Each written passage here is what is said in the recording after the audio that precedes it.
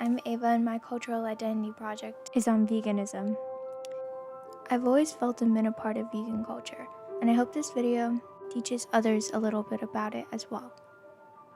For the most part, I grew up vegan, but my mom is vegan and my dad is not, so I would switch back and forth between being vegan and vegetarian until I was older, understood it better, and was able to decide for myself. So, the definition of vegan is someone who does not eat any products derived from animals and usually doesn't use any other animal products. There are also people who consider themselves dietary vegans that are only vegan for the diet part. So reasons many people are vegan are for the animals, the environment, as well as their health. I'm personally vegan for all of these things. So specifically, the foods that vegans avoid consuming are meat, dairy, eggs, sea animals, gelatin, and honey. And the nice thing is that nowadays there are a ton of vegan alternatives to foods that typically would not be vegan. They also avoid attending or supporting places that use animals for entertainment purposes, like circuses, zoos, SeaWorld, and others. So in this project, I wanted to mention an animal sanctuary called Soul Space Farm Sanctuary, located in New Richmond, Wisconsin. I've been there once before, and they have so many amazing animals with wonderful personalities and stories. And I'd like to share a few. And this video clip I'm about to show is off of their website.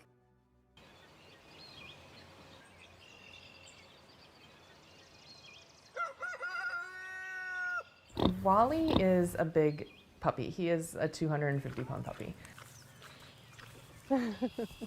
And he loves love. Oh, that's good. Oh, there's a good one. It doesn't take much. He loves to roll in the water. He wants to just smother his dirty snout all over your face. He's amazing.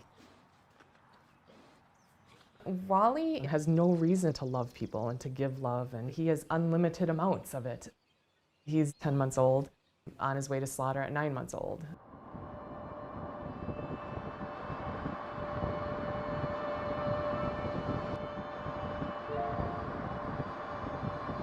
Wally was on a truck. He was 3 miles away from the Morel processing plant in Sioux Falls, South Dakota. There was a car behind this slaughter truck, and she watched Wally pushing up the back gate. After about the 5th attempt, Wally's snout popped out, and then Wally popped out of the back of that truck, and they were going 70 miles per hour on the highway, and he looked over the edge, and he jumped. She slammed on her brakes so she wouldn't hit him, thinking there was no way that he was going to survive that fall, and he rolled a couple times and got up and shook his head off, and he walked into the median and waited for the Humane Society to come rescue him.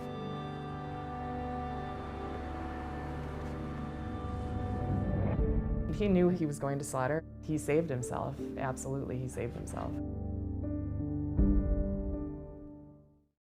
So that was a clip from the video, and if you would like to see the whole thing, you can visit their website. The next animal is George the sheep. He loves playing with other sheep in the pasture and is very affectionate and will walk up to you and lightly put his forehead against yours. And he loves nose kisses and really enjoys eating carrots and watermelon. They also have many chickens. All chickens have their own individual and unique personalities. Watching them interact is super cool, and they have so many different tones that mean different things. They have very good memories and can recognize the faces of more than 100 other birds. A chicken's personality is different for each of them. Some like the company of humans, others may be aggressive, and they can be outgoing and sociable or more shy. So at Soul Space Farm Sanctuary, they have many pigs, chickens, sheep, ducks, as well as some peacocks, cats, dogs, and a donkey. But one type of animal that they do not have there are cows. I adore cows, and what they have to go through in the dairy and beef industry is devastating. Cows are very intelligent animals who are able to interact in complex ways, which leads to them being able to form meaningful relationships with each other. If one of their loved ones passes or if they are separated from each other, they will mourn for days and even shed tears. If a calf is taken away from their mother, which is a regular practice in the dairy industry, the mother cries out and desperately tries to search for them, even after the calf has been sold for beef. So now you may understand a little bit more about why many are vegan for the animals, but there's also the environmental aspect. Livestock takes up a lot of land, causing a lot of deforestation. And on top of that, their food takes up even more room. 36% of the world's crops are fed to livestock.